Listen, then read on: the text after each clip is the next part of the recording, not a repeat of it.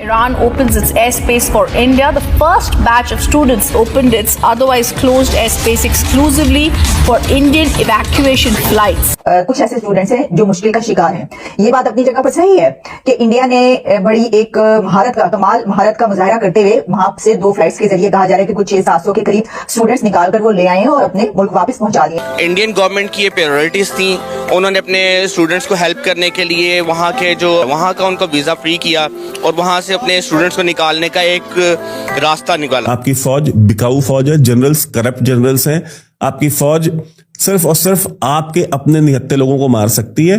बाकी न ये इजराइल से लड़ने के जोगे है, न इंडिया से लड़ने के जोगे है.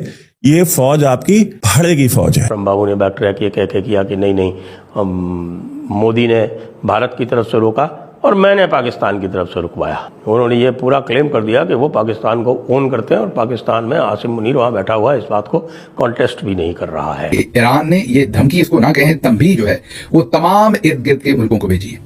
कतर की उन्होंने जिम्मेदारी लगाई है क्योंकि कतर के साथ उनकी बातचीत है. उन्होंने कतर को ये कहा है कि तमाम इर्द गिर्द के मुल्कों को बता दे, स्पेशली मुसलमान मुल्कों को जाहिर है कि जिसकी भी जमीन हमारे खिलाफ इस्तेमाल हुई फिर वो अपने मामला का खुद जिम्मेदार होगा. इंडिया आज $10 बिलियन ऑफर कर जो कि इंडिया के लिए पीनट्स भी नहीं है.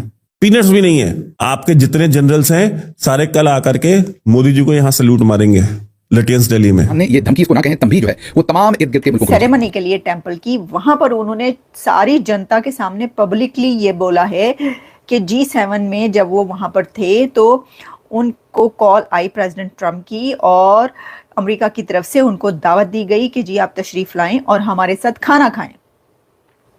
तो प्रेसिडेंट ट्रम्प ने कहा कि आप आ जाएं, इधर से आप इधर क्यों नहीं आ जाते, आप विजिट कर लें और हम लंच करें.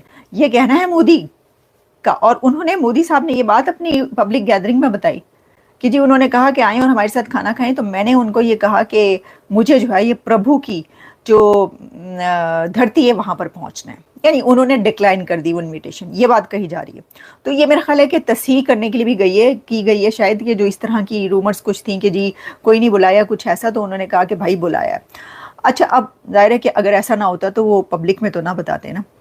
चलें, इसमें हम जब ये देखते हैं कि मैं देख रही थी कि भाई यहाँ तक कहा जा रहा है कि जैसे जो ईरान को जो है वो थ्रेट किया गया कि तुम्हें नहीं छोड़ेंगे और तुम्हारे पास इतना सा टाइम है, उसके बाद तुम्हारे ऊपर हमला होगा. तो साथ ही जो है वो पाकिस्तान की तरफ से प्रेसिडेंट ट्रम्प को नॉमिनेट कर दिया गया कि जी आप जो हैं वो नोबेल पीस प्राइज़ के लिए आपको नॉमिनेट किया जाता है. तो बात पता क्या है, देखें स्टार्ट से ही ना इंडिया ये कह रहा है कि वो जो सीज फायर है उसके अंदर किरदार देंगे किसी का, वो नहीं मान रहा भारत. तो ये तो है ना, दोनों के बीच ये फ़र्क तो है ना, फ़र्क जानकर जियो.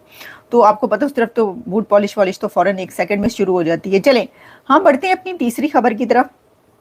तीसरी खबर ये है कि जो डॉक्टर महरंग बलोच है उन्होंने उनको नोटिस भेज दिया है जो दूसरों को नोटिस भेजते हैं. यानी जो सबको नोटिस भेजते हैं उनको नोटिस भेज दिया है डॉक्टर महरंग बलोच ने.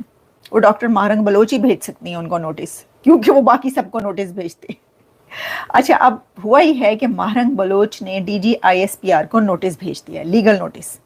और उन्होंने कहा है कि पाइन इंज नहीं काम चलना. ये जो आप कह रहे हैं हमें, ये जो आपने मुझे जो कुछ कहा है, मेरे लिए जो अल्फाज इस्तेमाल किए हैं और जिन अलकाबात से मुझे नवाजा है, तो मैं इनको जो है वो एक्सेप्ट नहीं करती और इसके ऊपर मैं आपको लीगल नोटिस भेज रही हूँ. अब बात ये कि देखें, हुआ ये कि जिस वक्त इंडिया पाकिस्तान के बीच जंग चल रही थी उस वक्त भी जब प्रेस कॉन्फ्रेंसेस हो रही थी, उसके बाद भी प्रेस कॉन्फ्रेंसेस जब हुई हैं तो 1-2 प्रेस कॉन्फ्रेंसेस में बलोचिस्तान की जब बात हुई और डॉक्टर महरंग बलोच की जब बात हुई तो उनको